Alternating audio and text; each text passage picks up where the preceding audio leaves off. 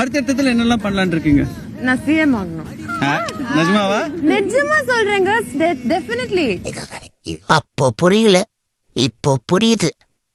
இந்த வீடியோ ஃபுல்லா பாருங்க, விஜய்க்கனே எடுத்த மாதிரி இருக்கும். அம்மாட்ட பேசிட்டேன். அப்போ கமெண்ட் பண்ணுங்க. கல்யாணம் பண்ணி போறேன்னு சொல்லிடு, எல்லாம் சரியாயிரும். என்ன ஆகாது, நீ ஜெயிச்சிருவ, நான் தோத்துருவேன்.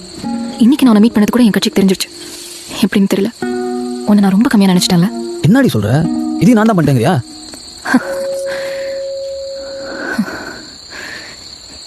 இன்னைக்கு கட்சி ஆஃபீஸ்ல என்ன நடந்து தெரியுமா? எது சொன்னாங்கன்னு தெரியுமா? உன்னாலதான் கட்சிக்கே கிளம்ப வெளில போன்னு சொன்னாங்க. சின்ன வயசுல இருந்து எத்தனை மேடை ஏறி இருப்பேன், எத்தனை நாள் சுகதுக்கத்தை மறந்து தூக்கம் இல்லாம கட்சின்னு உழைச்சிருப்பேன். எல்லாம் கைகூடி வர நேரத்துல இப்படி ஆயிடுச்சு.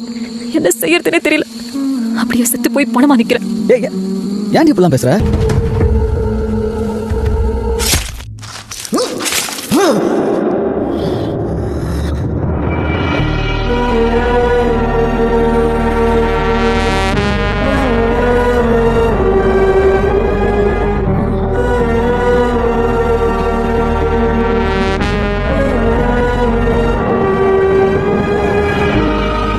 ஜெயிக்க எனக்கு வர வழி தெரியலடா.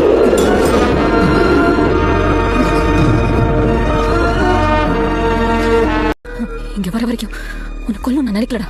ஆனா வந்தவனை எவனாவது ஒருத்தன் உன்னை குத்தி நீ செத்து நான் ஜெயிச்சிட மாட்டேன் நான் நினைச்சேன். ஆனா என் ஆசைக்காகவும் கனவுக்காகவும் நானே பண்ணணும்னு ஆயிடுச்சு.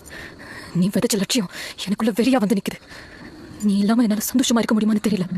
ஆனா கட்சி பதவி அதிகாரம் இல்லாம என்னால வாழவே முடியாது.